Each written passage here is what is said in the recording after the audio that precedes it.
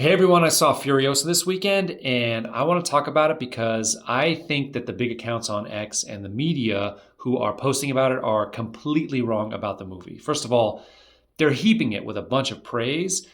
They're calling it better than Fury Road, and I have a completely different take on the movie. So here's my spoiler-free opinion. First, a bit of background. So Furiosa is a prequel to Mad Max Fury Road, released in 2015, and it's a movie that is universally celebrated for its high-octane action, its stunning visuals, minimal dialogue storytelling. I love this movie. And it's Mad Max, played brilliantly by Tom Hardy, and Furiosa, played by Charlize Theron, as they escape from a tyrannical warlord in a post-apocalyptic wasteland. It's a continuation of the Mad Max story created and directed by George Miller, and it's really a work of art. I give it an A. It's an A movie. Now, in that film, Fury Road, we get introduced to Furiosa. She's this fierce, resourceful warrior who seeks redemption by rescuing a group of enslaved women. In Furiosa, which debuted this weekend, we delve into her origin and learn how she became the iconic character that we know and love. So Furiosa is played this time by the gifted Anya Taylor-Joy. Now, financially, Furiosa had a disappointing opening weekend, only bringing in $60 million worldwide. Furiosa became the lowest performing #1 movie on Memorial Day weekend in the last 30 years. That's not something you want to be #1 for. So I watched it on Sunday, and there was only like a dozen people in the theater. Now, it was only like a midday showing, but that was pretty unexpected given it's a visually stunning blockbuster movie.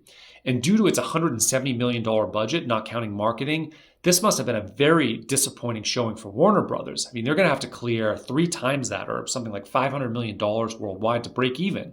And I think that the chances of that happening are very slim at this point. So, did I enjoy the movie? Well, there are some positives. I mean, the positives are Chris Hemsworth, #1. He's excellent in his role as Dr. Dementis, which is this warlord with a very complex personality that added a lot of depth to the story.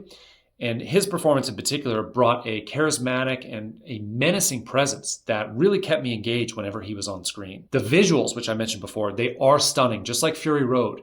Very reminiscent of that movie. And there's just an amazing color palette too. It's very engrossing, the scenery here. The desert landscapes, the action sequences, and intricate set design really created a visually immersive experience through a good chunk of the movie.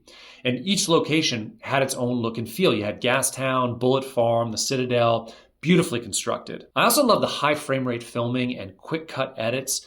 It gives a more herky-jerky feel to the experience and harkens back to Miller's earlier Mad Max films, adding a touch of nostalgia. So it's really a very unique world that Miller has created. Anya Taylor-Joy's portrayal as young Furiosa was pretty compelling. While she didn't speak very much, she didn't have a lot of dialogue, her expressive performance conveyed a lot through subtle gestures and facial expressions, although the role didn't really allow her to showcase her full range as an actress. I think she's very talented, and she gives a more well-rounded performance in her other films where she gets to say more, like The Witch and The Northman. So that means she doesn't get to stand out as much here, but that's not really her fault. She's doing the best she can with her limited dialogue. On the negative side, you are seeing big accounts on X like Cinema Tweets who love this film, and media loves this film. And it's getting a 90% approval rating on Rotten Tomatoes so far. Some are even saying it's better than Fury Road, and I completely disagree with this. Fury Road is the greatest action film of all time. Watching that film, you are engrossed the entire time. It's nonstop. That's not the case with Furiosa. It's a much slower paced movie. It drags in sections, and I was definitely feeling its 2-hour runtime and not expecting that at all. And maybe that's because I was already so familiar with the setting. Like, there's fewer surprises than you got from Fury Road because you already have visited the Citadel. You already have met Immortan Joe. You've already seen the War Boys in Fury Road. That also had amazing vehicles and chase scenes. You've already experienced it. The Wasteland itself is a familiar setting. Had we spent more time in the Green Place, which is Furiosa's childhood community, and it's a very stunning contrast to the Wasteland, had we spent more time there, I might have enjoyed my experience more. Lastly, I found it really hard to listen to. The mix was completely off. The dialogue is so low in the mix, it makes it very hard to hear and understand what's going on.